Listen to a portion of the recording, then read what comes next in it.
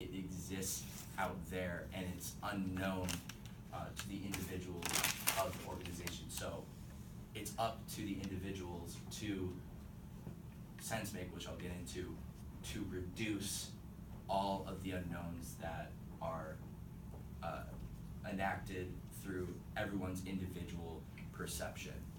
So this is a question mark because in our advocacy event, some of the examples of things that were unknown were what event we would do, what tasks we had to complete, who we had to contact, what forms we had to fill out, what emails we had to send, all the things that we didn't know we were going to end up doing, but we had to go and find out.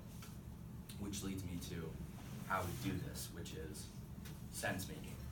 So we put pictures of puzzle pieces up here because I like metaphors, and putting together pieces of a puzzle is kind of, it speaks to the action that sense making is. So sense making is a process in which individuals work and communicate to reduce that equality. So an example of when we were making sense within our group was when we were brainstorming and outlining tasks for ourselves. So in brainstorming, we think creatively of ideas and events that we could potentially put on for our campus, and then, you know, sending emails to Dr. Baker and VPOS and talking to our friends who could potentially help us with this, getting information from them to figure out how we could most effectively put on our event. Because not all of us were experts on sexual assault, we didn't know how to go about it, so we had to find out, and that's what sense making is. It's the processes and the patterns of doing the action and finding out what information we needed to. Building off of sense making, we had to get involved in assembly rules, which are procedures, sometimes called recipes, that can guide organizational members in a set of patterns of sense making. And just like as Ken just described, we wanted to create a platform of understanding where all of the group members could talk, ask questions, and basically focus on progress to do the event. And through doing that, a platform was for the majority of the semester grouping. Not everybody had an iPhone, and doing a humongous group chat, not everybody was going to be able to get the messages as quickly. And being able to like messages, so if we did a vote and we decided to like messages, was a lot quicker through grouping. So that's the first way we did it. As Shai mentioned, we did meeting minutes, it was very important to have a note keeper or a record keeper, because sometimes we would forget small details, and asking primarily Becky, who was usually our note keeper, came in a lot of handy, because it was difficult to remember specific due dates until later on when we made emails of schedules that really changed things. And our third thing was meetings. When we met in class and outside of class, we really did a good job of reducing unpredictability.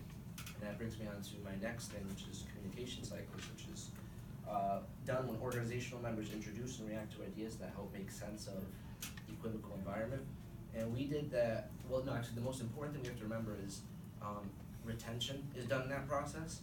And how we did that was through emails, asking questions, and talking, inside and outside of class. The importance of transferring information from one group member to another helps reduce our equality, which is the big question mark that Ken referred to. And it really helps us as a group figure out how to move forward, although there are going to be challenges that we will get later on that we did face. And also, Dr. Baker replying to emails really helped us all, especially being CC'd on emails, really helped us all have a flow of information that was out there for everybody. It was not just a singular person. Okay, so now that we talked about the Wix theories, with the last 7 minutes left, I will go through very quickly what we actually did do. So we were told that, or we had an agenda that we were going to do an event at the booth, but we had to make changes to that. You can go to the next slide. So I will quickly go through what we decided to do instead. We took the idea of Day of Purple from VPOS, where we wanted to inform and aware people about sexual assault. we were broken up into 3 groups: promotions, organization, and I'm blanking. Outreach, thank you. To all have different tasks that we needed to do. Now, we all completed different things when we were doing the event booth, but we changed those into putting them into the Day of Purple. You can go to the next slide. Okay, so we put together our proposal. We put together steps. You can go to the next slide. We decided for the organization group, we all did research prior, and our plan in the beginning was to do poster boards and have information on that. But when we decided to be flexible and change our approach, we put it into a slide. Go to the next slide. We decided to then change what we wanted to do with the booth and put it into a proposal, so that it honestly, if you were there for the 450 group, it's kind of along those lines where we would like someone to look at these slides and be able to take this to the next step and actually put it into action. So again, I highlighted some keywords. Our proposal was there to aware people, inform, create a sense of community, have a safe space, educate, and a visual representation of the support. Go to the next slide. So you're gonna ask how we wanted to do all those things that I just mentioned and put in bold. Well, we decided to come up with 3 different ways that we wanted to do that. Number 1 was a hand pledge.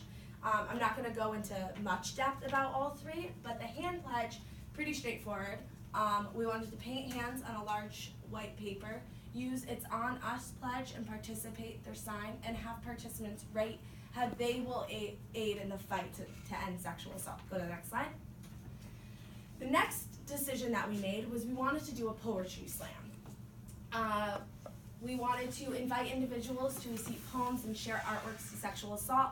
Now, in the best way possible, we wanted to do these hand pledges, the poetry slam, and the third option in the booth, but we decided to make a proposal about it instead. Go to the next slide. The third is a cup of tea, where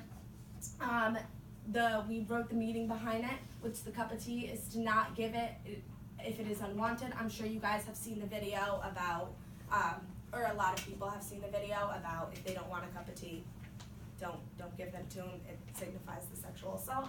So we wanted to show it, have tea, have soda, and really get people, try to make that safe space. Go to the next slide. So again, details about the promotion of the flyer. We decided to include this. Promotions group really helped with this a lot. They made this for us. We, of course, put it in their proposal. Go to the next slide. Okay, so now I'm going to take you through the solutions, challenges, and takeaways very quickly with the last 5 minutes. Okay, so I wanted to start off with the strengths and the weaknesses, because I found that the things that we had that were most strengthful also could have been most weaknesses. So I wanted to start off with, because that could be kind of confusing. There were half of us who you would consider very, would be labeled as extroverts, and half of us that you would be labeled as introverts. And for us extroverts, I was one of them, we tend to talk more than those that are introverts. And that can help us in a way, because extroverts feel like they can, that they need to talk in order to make sense of things, to make sense of the poetry slam, to really talk us through it. But for those who are introverts, it was harder for them to get their ideas out because extroverts could have taken over the conversation. So again, a strength, having those people that were able to talk very often. But then, on the other hand, those extroverts needed to realize that there were people that don't do the same thing that they do, and they don't collaborate ideas best in group settings. So, a solution to that problem was for extroverts to realize that, and maybe everybody take a second. I read an article in my 315 class that if everyone went into the woods, it was actually a TED Talk, that and everyone had ideas separately and came to the meeting, everyone had the idea, then everyone was able to share it at the same time. So again, there were a lot of strengths and weaknesses, a lot of challenges in this group that we did. I don't want to take you through all of them, especially because we only have 3 minutes left. Everyone had contributed ideas as best as they could. I wanted to go through a couple conflicts and challenges, and Eric, if you wanna help me out with that. Sure, so just three basic main challenges that I think everybody, even from the other group, can agree with is communicating amongst 12 people is very difficult. Although we all did write down our schedules, life happens and things change eventually, and that can conflict with meeting and progress and not getting to the end time with 2 weeks left and having to kind of rush together. Another issue that we did have was uncertainty among switching the event to the proposal. But a challenge that we overcame, which I want to end off with a positive thing, is although Dr. Baby did send us an email about why we should do the proposal, we were uncertain about that. But as a group, throughout the 2 weeks of being uncertain, we really were able to maintain our composure, and we are here today to give you a presentation and organize well.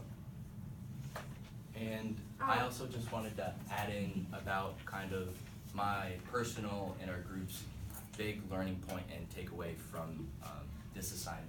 So I think the biggest thing that I learned was that organizing, especially for social change, especially with a large number of people in a group, is not easy. It's so difficult and so complex. Each one of us has our own individual goals and intentions in being that group when we formed. So I think that added and increased to the amount of equivoquality in that information environment and made it more difficult to sense make and seek out those solutions. So I think in the future when we work with groups and to connect this to departmental learning outcomes for our understanding of the discipline, this assignment definitely helped me understand Wick's theory of organizing as a verb, a process of going out there, because the information is not necessarily already here for us. We don't know everything, so we have to go get it. Well, one last thing, real quick. Aside from the textbook, just have the conversation. Mental health awareness and sexual assault awareness are very difficult conversations to have. I didn't want to be on the mental health group because I deal with mental health in my house all the time. But I kind of realized that it doesn't matter if you deal with something or if you have no experience in something, such as many people did in the sexual assault group. But you have to have the conversation, because having a conversation and coming with a unanimous decision about what it is, what we all think it is, can really help it become easier to come up with ideas. And I got that from my communication 287 teacher, Dr. Shapiro. So just want to leave you with that. The last takeaway that I wanted to say was actually a quote by us. We wrote in our essay. The entire process involved a lot of communication, time, and patience. We needed to be flexible and trust the process and trust one another.